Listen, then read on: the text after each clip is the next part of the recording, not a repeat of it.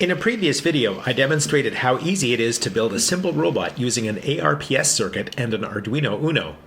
ARPS was designed to make it easy for beginners to learn Arduino programming and robotics, and the prototype ARPS circuit board design used to make this robot was provided by PCBWay. When you're ready to make your own PCBs, get your PCBs made the easy way with PCBWay. In this video, I'll show you how to set up and test the optical sensors on an ARPS robot and give you some debugging tips to help you when you make and test your own robot. The optical sensors on ARPS can be used to make a line-following robot, a robot that senses the floor to keep it from falling off a table or tumbling down the stairs, or a Sumo robot that uses its sensors to detect the edge of the Sumo wrestling ring. I'm going to program my robot to detect the floor so I can have it drive around on my coffee table without falling off. Watch until the end of the video for tips on improving the floor sensor's sensitivity by adjusting their distance and aim, as well as for an explanation of how to read the sensors using the analog read function, which is necessary when using ARPS with the new Arduino UNO R4. I have already assembled my robot, so the first thing I'm going to do is test the optical floor sensors that I mounted on each of its front corners. The optical sensors work by shining infrared light from an LED towards the floor and sensing the reflected light using an infrared phototransistor. I'll use a piece of paper as my reflective surface for testing. For my non-reflective surface, I'll color a small section of the paper black, causing it to absorb the infrared light instead of reflecting it.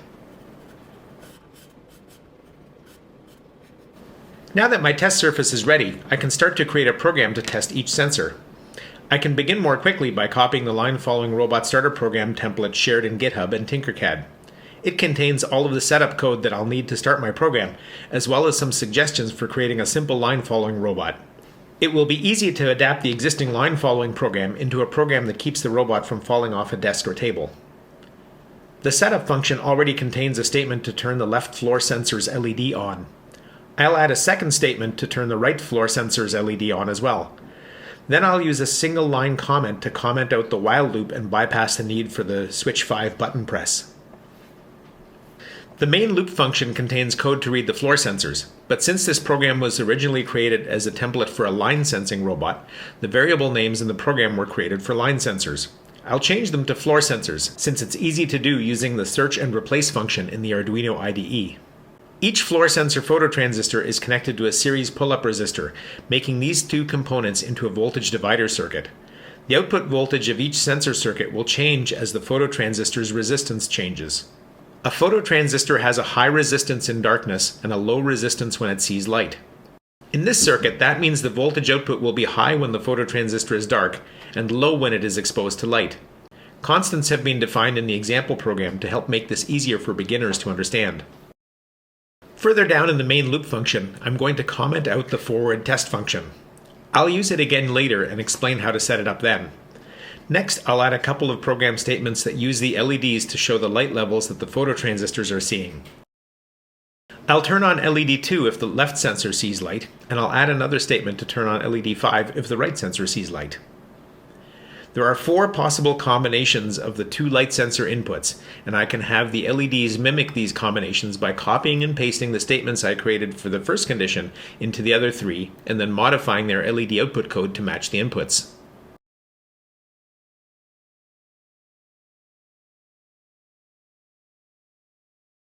When you test your program, make sure that your robot's floor sensors are at the same height that they will be at when your robot is running. My robot is completely assembled and ready to run, and the chair glide I used to keep the front of the robot off the ground has set the sensors to be about 5 millimeters away from the floor. This seems to be a good height based on my testing. If your robot's sensors are too close to the floor, the LED's light won't spread out far enough to be seen by the phototransistors. And if they are too far from the floor, the reflected light might be too dim for the phototransistor circuits to drop the voltage level low enough. You can improve the sensitivity of your floor sensors by aiming the LED and phototransistor towards each other, as I did with this sensor mount that I designed in Tinkercad for another robot. If I make the object transparent, you can see that if I put the larger LED here and the smaller phototransistor here, the phototransistor is looking directly at the area illuminated by the LED. If my floor sensors are working, each LED will light up when its corresponding phototransistor sees black and turn off when it sees white. Okay, that works great. Now that I know that my floor sensors are working, it's time to connect the motors and configure the motor functions. The left motor's wires get connected to the M1 screw terminals on ARPS, and the right motor's wires connect to the M2 screw terminals. Two motor functions have been created in the starter template, and by confirming that the forward function works as expected, it will make it easier to create the functions for the other motor directions. To test the motors, I'm going to re-enable the forward function in the program loop. Since the ARPS motors and LEDs share the same I/O pins, it's important to remove the LED code before using the motors. Otherwise, the LED outputs will override the motor values and will make things really confusing. After I upload this program into my robot, both motors should drive my robot forward, even though the forward function looks like it makes the motors turn in opposite directions. That's because I've connected the motor wires the same way on each motor, but the motor on the left side of the robot has to turn counterclockwise for the robot to go forward, while the motor on the right side has to turn clockwise for the robot to go forward. So I do have to drive them in opposite directions in the program. If either of your motors turns the wrong way, you can easily change its direction by reversing its motor leads in the ARPS screw terminal script. Now that my forward function is working properly, I can add additional functions for every other direction that I might want my robot to drive in. There can be a total of 8 different directions. For example, I can make the robot turn right on the spot by having the left motor go forward and the right motor go in reverse.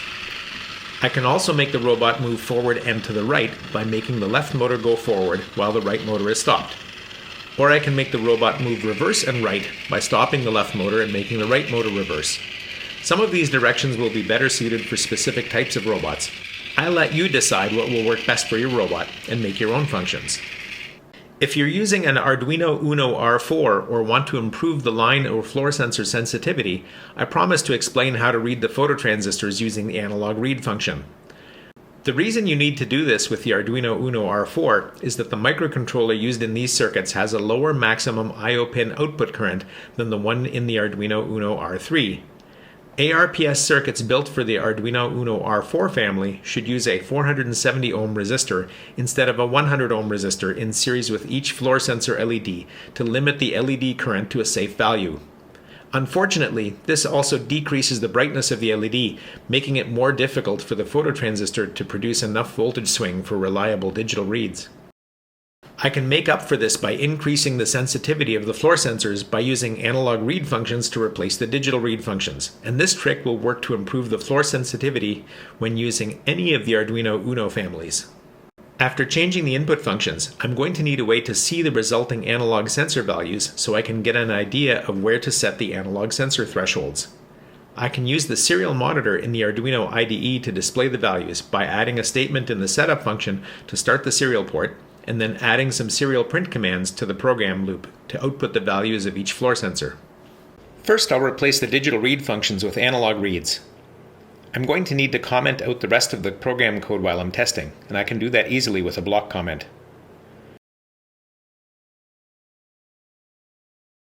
Now I'll add the serial print commands to output the analog values to the serial monitor.